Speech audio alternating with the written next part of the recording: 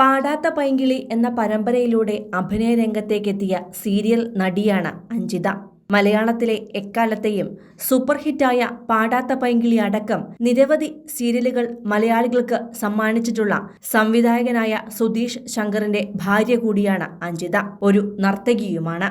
പാടാത്ത പൈങ്കിളി അവസാനിച്ചതിനു ശേഷം കുങ്കുമച്ചെപ്പ് എന്ന സീരിയലിലും നടി അഭിനയിച്ചിരുന്നു. നടി ശ്രീവിദ്യയുടെ തിരുവനന്തപുരത്തെ വീടടക്കം നോക്കി നടത്തുന്ന അഞ്ജിത ഇപ്പോൾ ഒരു നൃത്തവിദ്യാലയവുമായി മുന്നോട്ടു പോവുകയാണ്.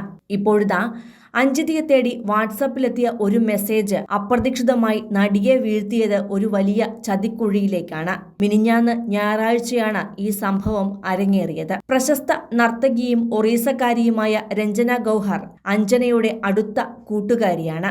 2003 പത്മശ്രീയും 2007 ഇന്ത്യൻ പ്രസിഡന്റിൽ നിന്നും സംഗീത നാടക അക്കാദമി അവാർഡും നേടിയ രഞ്ജന ഒരു ഒഡീസി നർത്തകിയാണ്.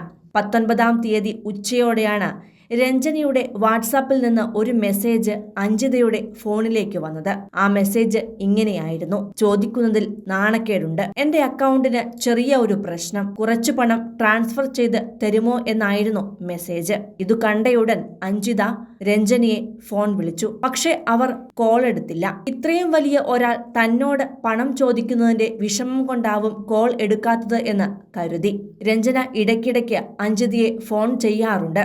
അതുകൊണ്ട് തന്നെ പണം ചോദിച്ചതിൽ വലിയ അവിശ്വാസ്യതയൊന്നും തോന്നിയതുമില്ല. പിന്നാലെ വാട്സാപ്പിൽ പണം അയക്കേണ്ട അക്കൗണ്ട് വിവരങ്ങൾ തേടി മെസ്സേജ് അയച്ചു. ഉടൻ ഒരു ഗൂഗിൾ പേ നമ്പറാണ് അയച്ചു നൽകിയത്. മെസ്സേജിൽ പറഞ്ഞ അക്കൗണ്ടിലേക്ക് ഒട്ടും വൈകാതെ തന്നെ 10,000 രൂപ അയക്കുകയായിരുന്നു രഞ്ജിത. വീണ്ടും അവർ പണം ചോദിച്ചു. അപ്പോഴാണ് സംശയം തോന്നി തുടങ്ങിയത്. ഇതുകൂടാതെ അഞ്ജിതയുടെ ഫോണിലേക്ക് ഒരു OTP മെസ്സേജ് അയച്ച് വാട്സപ്പ് ഹാക്ക് ചെയ്യാനും ആരോ ശ്രമിച്ചിരുന്നു. അപ്പോഴാണ് ഇത് തട്ടിപ്പാണോ എന്ന് ശരിക്കും സംശയം തോന്നി തുടങ്ങിയത്. പിന്നാലെ ഈ സംഭവത്തിന് ശേഷം രഞ്ജന വിളിക്കുകയും തന്റെ വാട്സപ്പ് ഹാക്ക് ചെയ്യപ്പെട്ടിരിക്കുകയാണെന്നും പണം ചോദിച്ചാൽ കൊടുക്കരുതെന്നും പറയുകയും ചെയ്തു.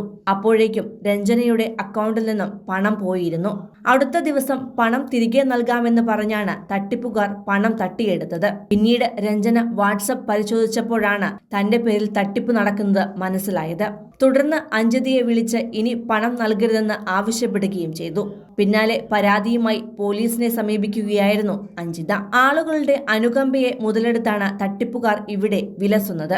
ആരെയും സഹായിക്കാനുള്ള മലയാളികളുടെ ചിന്താഗതിയെയാണ് തട്ടിപ്പുകാർ ലക്ഷ്യം വയ്ക്കുന്നതും. അങ്ങനെയൊരു തട്ടിപ്പിലാണ് നടി അഞ്ജിതയും പെട്ടുപോയത്. ഇപ്പോൾ തിരുവനന്തപുരം സൈബർ പോലീസിൽ പരാതി നൽകിയിരിക്കുകയാണ് അഞ്ജിത.